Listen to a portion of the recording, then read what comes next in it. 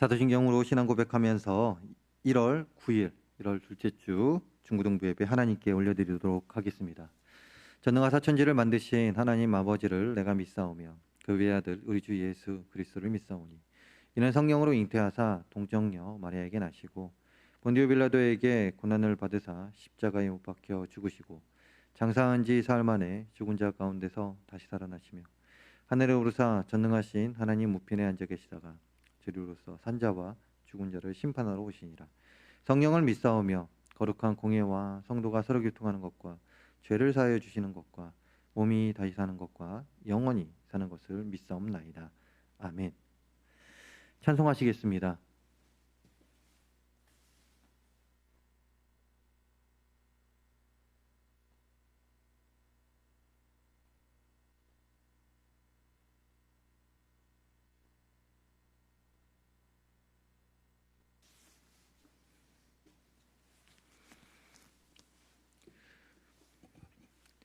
오늘 함께 볼 말씀은 열왕기상 3장 11절과 12절의 말씀인데요.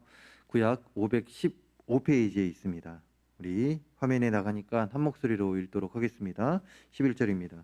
이에 하나님이 그에게 이르시되 내가 이것을 구하도다. 자기를 위하여 장수하기를 구하지 아니하며 부도 구하지 아니하며 자기 원수의 생명을 멸하기도 구하지 아니하고 오직 송사를 듣고 분별하는 지혜를 구하였으니 내가 내 말대로 하여 내게 지혜롭고 총명한 마음을 주노니 내 앞에도 너와 같은 자가 없거니와 내 뒤에도 너와 같은 자가 일어남이 없으리라.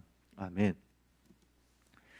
자, 오늘 목사님은 열왕기상 3장 11절과 12절의 말씀을 가지고 지혜를 플렉스하라 라는 제목으로 여러분들과 이야기를 나눠보려고 합니다. 자, 지혜란 무엇일까요? 자, 지혜. 자, 왕지혜, 뭐 이런 지혜, 이름의 지혜가 아니죠. 지혜란 무엇일까요? 사전에서 지혜는요, 사리를 분별하여 처리하는 능력이라고 정의하고 있습니다. 다시 말해서 어떤 일을 처리함에 있어서 그 일을 수월하고 능력 있게 슬기롭게 처리할 수 있는 것이 그런 능력이 무엇이라고요? 바로 지혜라는 것이죠. 그렇게 지혜는 지식과 다른 의미를 가지고 있을 뿐만이 아니라 아무리 많은 지식을 가지고 있다 해도 지혜롭지 못한 삶을 살아가는 자가 있습니다. 무슨 말이냐? 많은 사람들이 지혜와 지식을 동일하게 여기며 살아간다는 것이에요.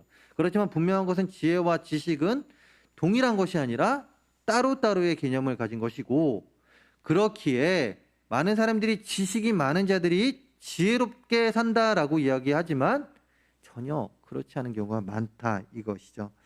그렇기에 지식과 지혜의 밸런스가 잘 맞는 사람이 세상을 살아가며 잘 살아갈 수 있는 자가 되는데요. 그런데 이게 쉽지 않죠. 쉽지가 않습니다. 지혜와 지식이 밸런스가 잘 맞는다라는 것이 참 쉽지가 않죠. 그렇게 목사님은 만약 누군가가 지식과 지혜 가운데 선택을 해야 한다면 어떤 것을 선택하겠습니까? 라고 물어본다면 목사님은요, 뒤도 안 돌아보고 지혜라고 이야기할 것입니다. 동시에 많은 이들에게도 지식보다는 지혜를 선택하는 자들이 되라고 이야기를 할 텐데요. 이런 의미에서 여기 있는 우리 모두가 지혜로운 자가 되어 살아가는 자, 지식은 조금 모자랄지언정 지혜가 있어서 매 삶을 슬기롭게 살아가는 우리 모두가 되기를 간절히 소망합니다. 자, 그렇다면 어떻게 할 때 우리는 지혜로운 자의 삶을 살아갈 수 있겠습니까? 참 막막하죠. 지혜롭게 살아가야 한다라고 하는데, 지혜롭게 살아가라고는 이야기하는데 어떻게 살아가야 될지 막막합니다. 자, 그럴 때 우리에게 롤모델이 있다라면 참 우리는 정말 지혜롭게 살아갈 수 있을 것이에요. 맞죠? 그 롤모델을 통해서 우리가 배우고 그 가운데 우리는 참 지혜롭게 살아갈 수 있게 될 텐데요. 자, 그 롤모델을요, 세상의 사람이 아닌 성경에서 찾는 여러분들이 되기를 바랍니다.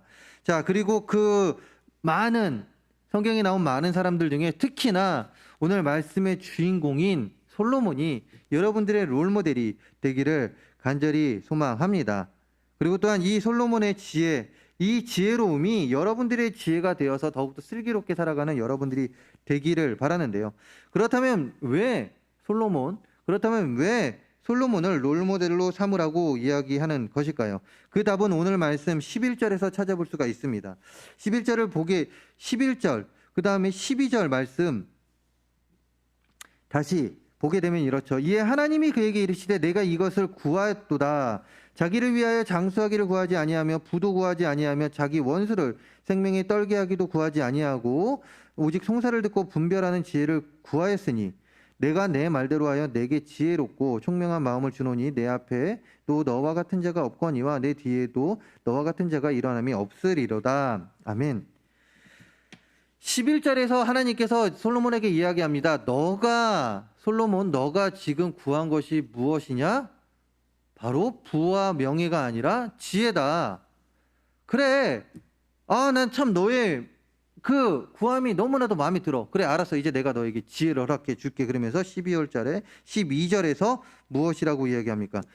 하나님께서는 앞으로 솔로몬보다 지혜로운 자가 없을 것이라 라고 말씀하고 계십니다. 과거에도 솔로몬보다 뛰어난 자가 없었을 것이고 앞으로도 솔로몬보다 뛰어난 자가 없을 것이라고 분명히 이야기하고 있죠. 이 말은 무엇입니까? 쉽게 이야기해서 솔로몬이 가장 지혜로운 자, 시대가 변하고 세월이 변해도 솔로몬보다 지혜로운 자가 없게 될 것이다 라는 말이 됩니다. 솔로몬이 가장 지혜로운 자이기에 지혜로운 자로 남아지기 때문에 목사님은 이런 솔로몬을 여러분들의 롤모델로 삼으라고 이야기하는 것이죠.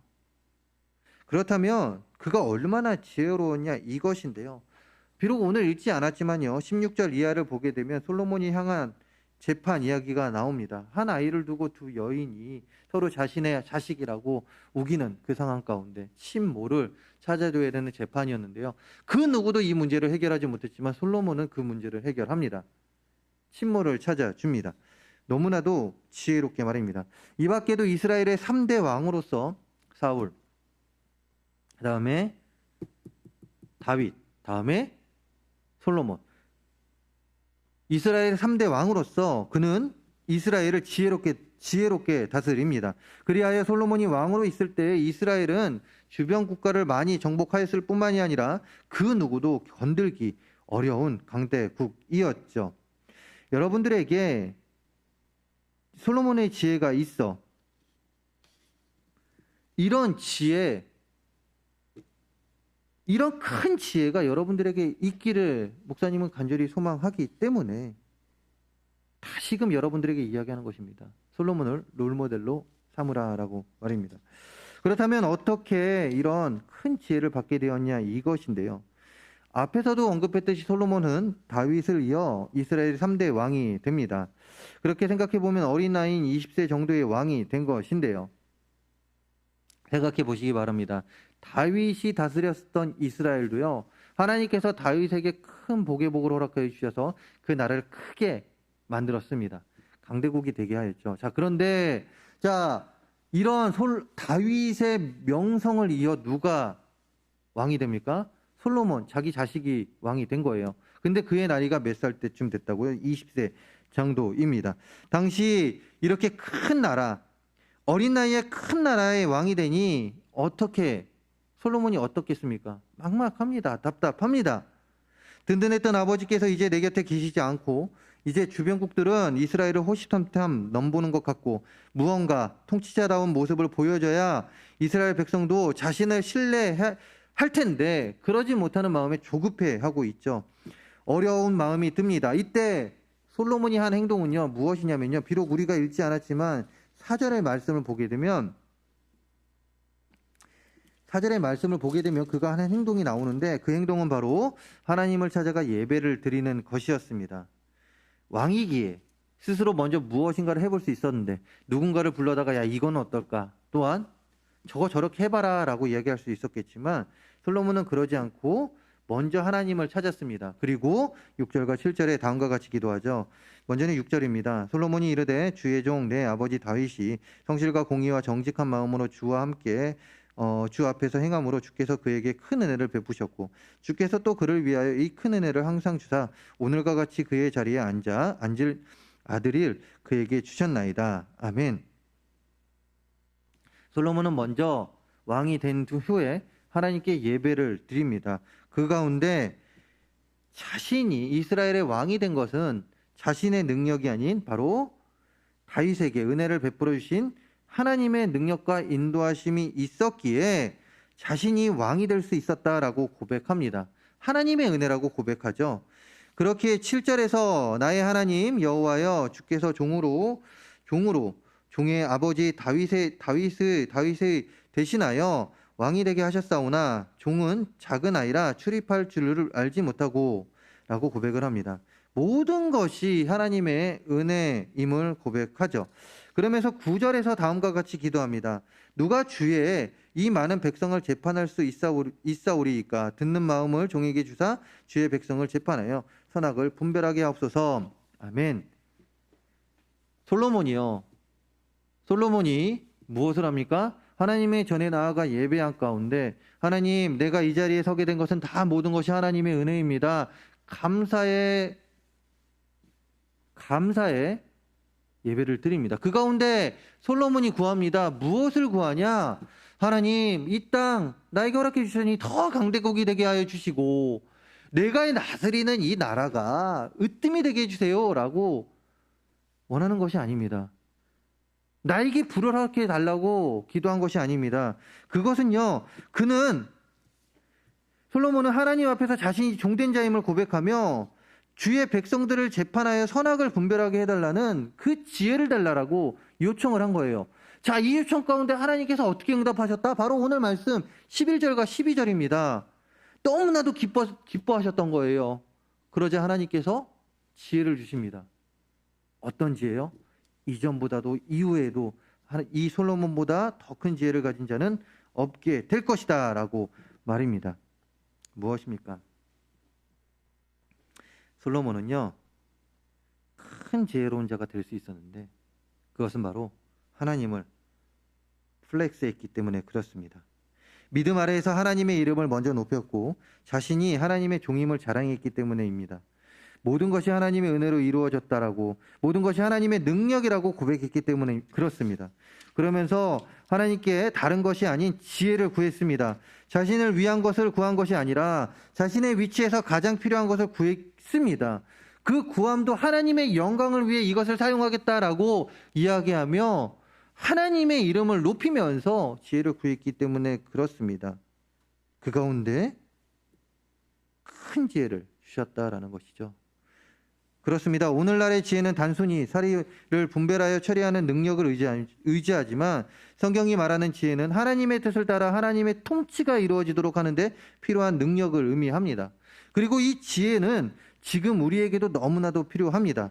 하나님의 뜻을 알고 그 뜻에 순종할 수 있는 능력, 그것이 너무나도 필요하다 이것이죠. 왜냐고요?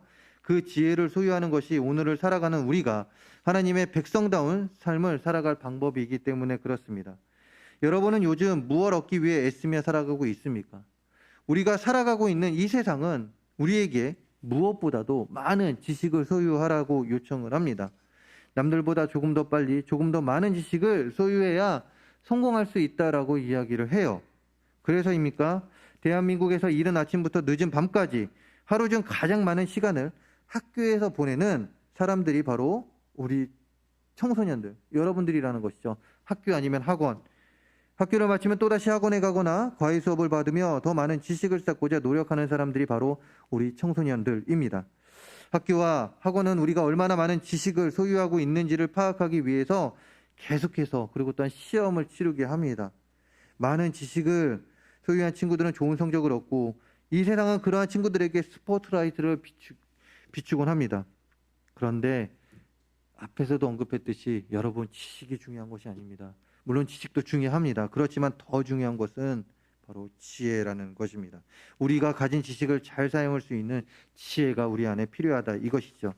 다시 언급하지만 아무리 큰 지식을 가지고 있다 해도 그 지식을 지혜롭게 사용하지 못한다면 반쪽짜리 사람이 될 뿐만 아니라 또한 다른 이들에게 인정받지 못하는 자가 될 확률이 높습니다. 세상은 계속해서 더 많은 세상의 지식을 소유해야 한다고 속삭이지만 우리는 그러지 않아야 합니다. 하나님을 자랑하며 하나님을 아는 지식을 더욱 견고히 하고 그 가운데 하나님께서 주시는 지혜로운 삶을 살아가야 합니다. 이것을 기억하며 더욱더 지혜로운 삶을 살아가는 우리 모두, 지혜를 더욱더 구하며 지혜를 자랑하며, 즉 하나님께서 주시는 지혜를 자랑하며 살아갈 수 있는 그 가운데 우리의 삶 더욱더 쓰임받는 삶을 살아가는 우리 모두가 되기를 간절히 소망합니다. 기도하겠습니다. 할렐루야. 사랑과 은혜가 많으신 하나님 아버지, 하나님의 지혜를 자랑하게 하여 주시옵소서. 그 지혜 가운데 하나님, 우리가 더욱더 하나님께 쓰임받고 뿐만 아니라 모든 자들에게 이 세상에서 더욱더 쓰임받는 귀한 자들이 되게 하여 주시옵소서. 이 모든 말씀 예수님의 이름으로 기도합니다. 아멘.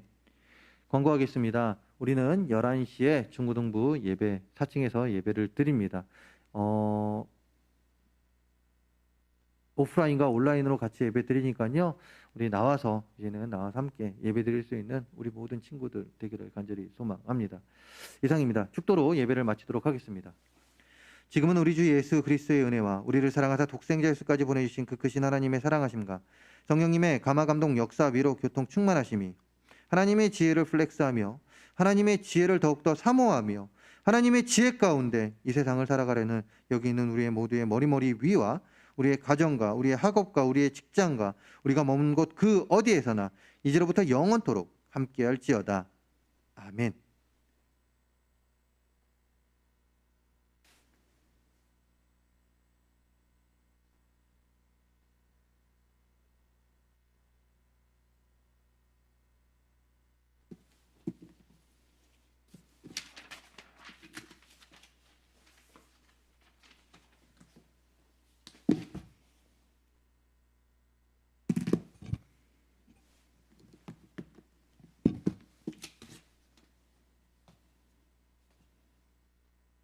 여보세요. 예, 사장님 죄송합니다. 제가 모두 하고 있다고 전화를 못 받았어요. 네, 지금 바로 내려가겠습니다.